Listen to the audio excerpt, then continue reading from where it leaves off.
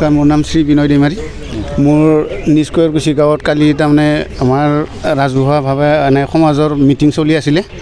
মানে ৰাইজৰ নিয়ম নীতিৰ কিছুমান হেৰিটো মানে ভাল বেয়া আলোচনা কৰিবৰ কাৰণে আমি ৰাইজে থুবুৰি হৈছিলোঁ।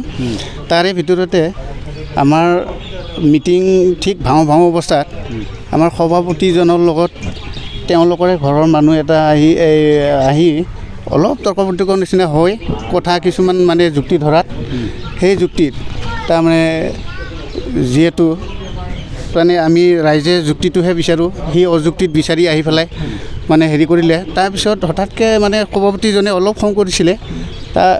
তাৰপিছতে সেইজনে যোনজনে আহিছে সেই টাৰ্গেট লৈয়ে আহিছিলে কিজানি এখন স্কুটিৰে। সুন্দৰ নাৰ্জাৰী। সময়টো কেতিয়া? সময়টো 4-7টামান বজাত।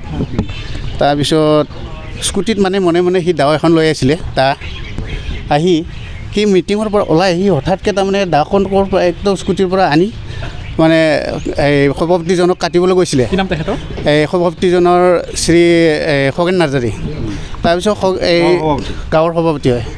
তাৰপিছত সেই সভাপতিজনক কাটিবলৈ যাওঁতে তাৰমানে সেই সভাপতিজনৰ আকৌ ভায়েক দত্ত নাৰ্জাৰী মানে আগমাৰি তাৰমানে কেলে হবি এনেকুৱা কেলে কৰিব খুজিছে বা কি কৰিব খুজিছে বুলি পেলাই মানে আগবাঢ়ি ধৰোঁতে সি মানে দাহেদি পিছত দিকে পেলাই ঘপিয়াই দিলে।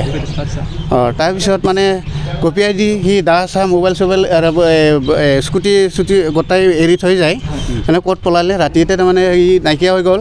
তাৰপিছত আমি এতিয়া কাটা খোৱা মানুহজনকহে আমি আলম না তাকহে বিচাৰিম, এনেকুৱা ধৰণৰ হয় মানে নাপাত্তা হৈ গ'ল। তাৰপিছত সেই মানুহজনক আমি মেডিকেলত ভৰ্তি কৰাই দিলোঁ চাৰিআলিত। তাৰপিছত চাৰিআলিত এতিয়া ভৰ্তি কৰাৰ পিছত এতিয়া ৰাতিপুৱা 3টামান বজাত মানে মানুহজন মৃত্যু হয় বুলি গম পাওঁ। আৰু মৃত্যুজনৰ দত্ত নাৰ্জাৰী। গাঁও নিষ্কয়ৰকুছি, থানা খৈৰাবাৰী। ঘৰত দত্ত নাৰ্জাৰী এতিয়া বৰ্তমান স্বামী আছে এয়া, আৰু তাৰপিছত ছোৱালী দুজনী আছে, সৰু সৰু ভনীয়েকটো আছে। তেখেতে সি চেলুন কাম কৰি আছিলে। সেই চেলুনৰ এই মিছাত খোলা চবত।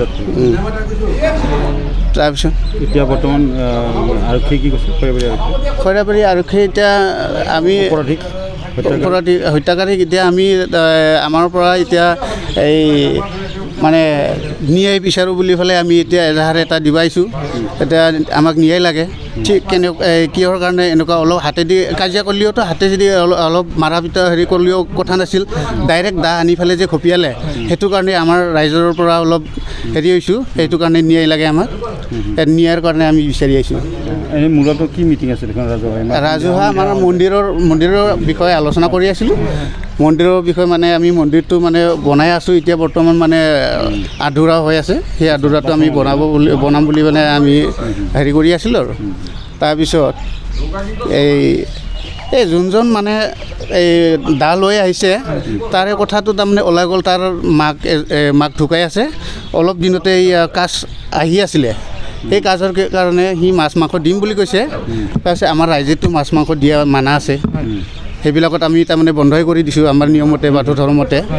সেই হিচাপে আমাৰ নিয়ম নীতিৰ কথাটো কিছুমান কৈছিলোঁ। আৰু কোৱাৰ ভিতৰতে তাৰমানে সি নামানি পেলাই মানে অলপ সিটোৰ কাৰণে অলপ তৰ্ক বিতৰ্ক হোৱাত মানে সেই ঘটনাটো হৈ গ'ল। আৰু কিবা খুৰা খাই আছিল নেকি? নিচা জাতীয় বস্তু কিবা খাই আছিল নেকি? ঠিক তেনেকুৱাতো আমি গম নাপাম। এতিয়া মিটিঙত আমি বহি আছোঁ, এক্সট্ৰাকৈ বহি পেলাইহে কথা পাতি আছোঁ। এতিয়া তেওঁ যে ছাইডৰ পৰাহে আহি পেলাই হেৰি কৰিছে।